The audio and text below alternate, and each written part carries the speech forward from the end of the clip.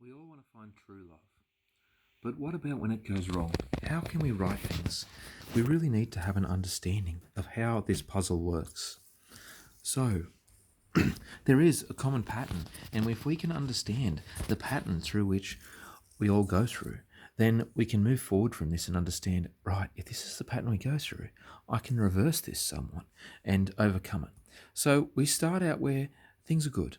We're on the same page, we have something special, we have this magical relationship. We often feel like this at the beginning. Otherwise, we wouldn't go to the depth we go to before and end up coming around to having to figure this out. Frustrations are always going to build. We're different people. We can't be the same person. It's going to be hard. So, if frustrations build, we're going to get to the point where we feel we need to have to say something. Yes, I know some of you will say, oh, I don't like to create trouble or confrontation, so I will just leave things and not say anything. That's fine, but that will bubble and boil until the point where we'll have to say something. So it doesn't matter if this happens in this order or later, but it's always going to be there at some point. When we do say, this is bothering me, I need to do something about this, we need to talk about it, we need to find a solution, then the other person is going to defend themselves. This is normal. It's a human self-defense mechanism. And if I say something's not right, we need to deal with it, and my partner says, oh, but I think I'm doing the right thing, they're defending themselves, because if they're doing what they're doing, for some reason they think it is the right thing to do.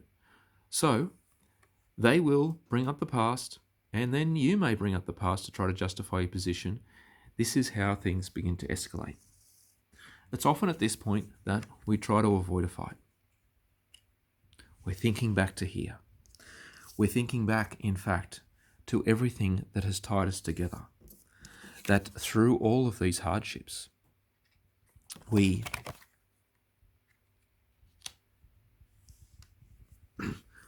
have a history, and we don't want this resentment to tear us apart.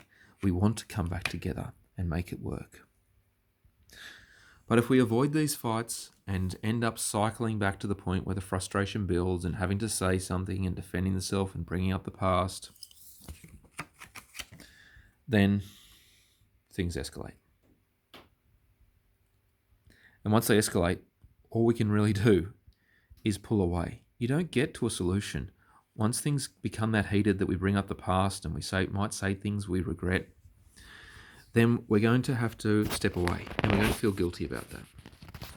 And we're going to try and smooth things over and get back to the beginning again.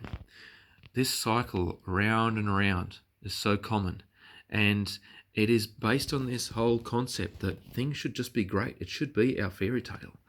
But is that realistic? In a mature relationship, shouldn't we recognize that we are going around this cycle and work together as a team, knowing that it takes two people to have an argument, just as it takes two people to be in a relationship? That's why it's called relating to one another. So therefore, if we can start to understand that a relationship is about having a mature perspective that all of these things are going to happen and trying to find a way to resolve them, then we need to acknowledge that, yes, we're always going to do some of these things, but let's try to find a way that within your own relationship, we can seek for the exceptions to the rule where you have been able to do the opposite to these things, and look for, if this is what goes wrong, what's the opposite we could do to that? What's some things that people we know do that could work for us? What are some things we could explore and try out? What's the advice we would give to our friends about all of this?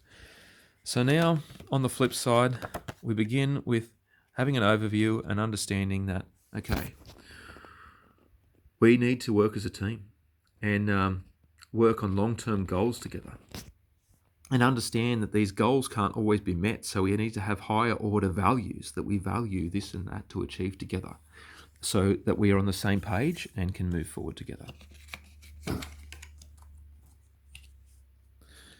This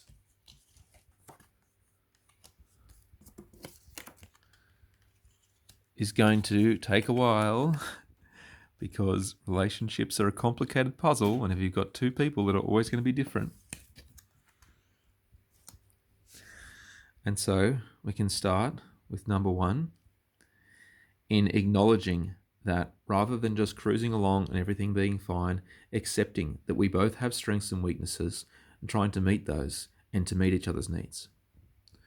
Rather than those frustrations building, we can weigh up the need to confront our partner. Is this something I need to work on? And if so, then we can start to think about how we can say it carefully, to be curious and not critical. We can seek to forgive the other person as we ask, so as to ask in such a way as to promote understanding and discussion rather than saying, you always do this. This is so wrong. Finding something like, I've noticed this, and even if you are 100% sure you are right, we can say, I've noticed this, and maybe I'm wrong, but what do you think? Is there something we need to do about this? It really changes the table. Instead of saying, I'm laying my cards on the table, this is what's happening, it needs to change. It's about saying, yeah, I know it takes two to tango. I know we've been around this cycle before. Do you have some solutions? And allowing your partner to be human and make mistakes, and allowing them to have the opportunity to discuss this with you and look for a solution, rather than them jumping into feeling criticized and going back to the same old cycle. Yes, this is really hard. So we talk about connect before correct. Rather than falling into defensiveness, if you bring it up and things go sour, then, we might have a plan and say, oh, hey, honey, this isn't going so well. Let's take a moment out. I'll go and clean the bathroom and take the bin out. And then later on tonight, after the kids go to bed, we can sit down, have a game of Uno, and drink a cup of peppermint tea. And then we can talk about what we can do together and start to move towards a solution, so that we have a chance to connect before correct. That is, if I was to come home and say, hey, these things are not working as soon as I walk through the door, that's terrible. And I'm not buttering my partner up to say, oh, hey, sit down, let's do something nice, and now I'm going to knock you down. No, it's about saying, yeah, we do have something special, and let's appreciate that and still have something special and also be able to work through things. So on the other side, some of the main things that I was talking about were criticism, defensiveness, the contempt in putting ourselves above the other person, saying, no, I'm always right, you're wrong, the past is always like this, and stonewalling, ignoring the other person.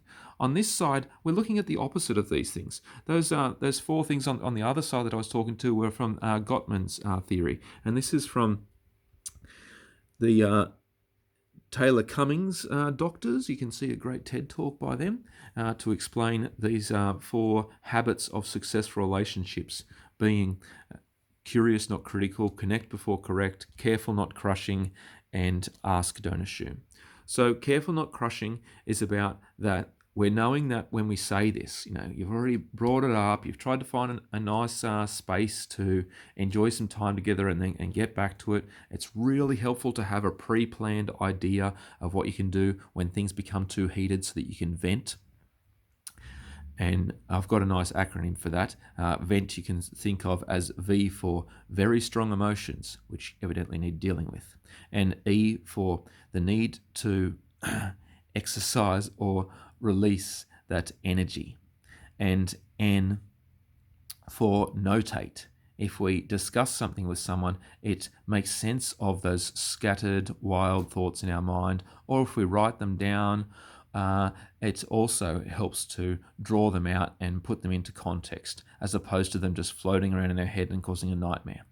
And these things can go backwards and forwards. That if I notice very strong emotions and I need to release the energy to vent that and then notate it, I might have to go backwards and forwards with some vigorous exercise or some singing or some drawing or music, so as to release that energy and do some notation and come back to it and toss it around. And it's helpful in this moment to think about that we don't want to be going off and talking to someone else about our relationship problems constantly. We want to keep it within the relationship as much as possible. Sometimes we need to go out for a little bit here and there, but the point is is that to have a happy, strong relationship, we should be spending an hour a day with our partner.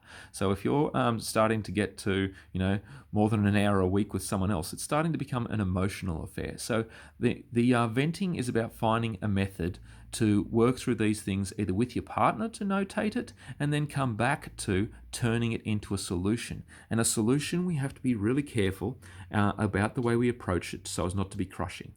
And I recommend that if you can take these notations of all these random thoughts and turn them into something sensible, to turn them into the solution being something which is brief, polite, and factual.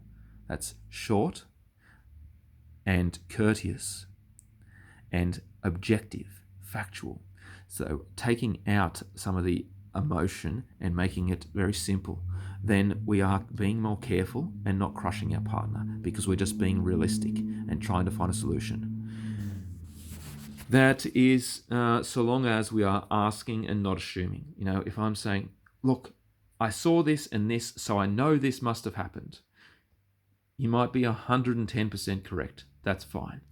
But if we are assuming, we are making an ASS out of you and me. So we really, and it's just a confrontational way of speaking, even if we are correct. If I say, look, could this be what's happening? I might be 100% sure I'm right, but could this be what's happening? Then I'm asking, not assuming, and it opens the environment to discuss these things rather than pull it apart. And then we can really get to a point of saying, yes, we've talked about and explored some different possibilities. Let's practice putting this into place and practice some acceptance that things are a struggle, brainstorm solutions, try them out, and continue to base our relationship on the fact that we're a team, knowing that neither of us are perfect, and knowing that we need to support one another to achieve these things so that we can have that perfect love.